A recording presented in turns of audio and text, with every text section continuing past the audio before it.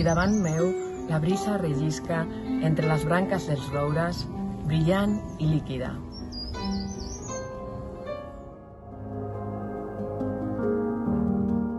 Avui només puc escriure versos alegres. La llum de la primavera entra a casa per la finestra. El aura que nos envuelve está llena de vitalidad y energía y nos permite dar paso a una exuberante primavera. Però aviat ho podré fer i la nostra unió serà la més gran sinergia mai recordada. L'aire fa olor a roses. Sant Jordi s'acosta. Aquest any espero que les nostres paraules facin companyia als llibres solitaris. La biblioteca no se sent cap soroll. El silenci omple l'estança. Sota un cirerer florit, murmuri d'abelles, murmuri d'abelles. Sota un cirerer florit, murmuri d'abelles, que m'ha dormit un petó. Tu movimiento en mi interior anuncia tu nacimiento. Has roto tu confinamiento y el mío.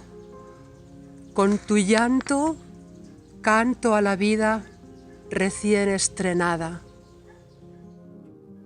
Un nou dia tinc per enfilar. De la mà del bon Déu és com el vull travessar. Els borrons dels lledoners són plens de vida futura, gestada amb temps i amb saviesa. El Montseny em crida i li dic, no puc venir, encara no.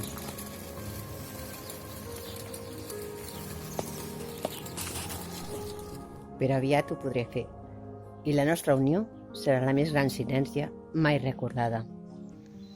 La nit m'embolica en somnis estranys i pensaments absurds. Em llevo aviat, encara és fosc. Obro el llibre, no em puc concentrar. Miro per la finestra, despunta el dia, veig sortir el sol. Observo el jardí, la primavera segueix el seu curs. Ella res no en sap de virus descontrolats. Les plantes broten i floreixen. Els ocells volen i parlotegen, seguint fidels els seus rituals. I jo? Què he de fer jo? Tanco els ulls, inspiro profundament i en tornar-los a obrir ho veig clar. Mirar amb esperança un nou futur que plegats anirem dibuixant. Aquesta és la meva part del poema.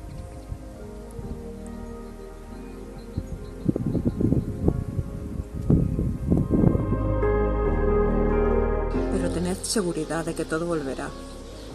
Quizá no de la misma manera, quizá mejor, más pausado, más saboreado, más atento. Cuando la tormenta pase nos sentiremos dichosos, tan solo por estar vivos.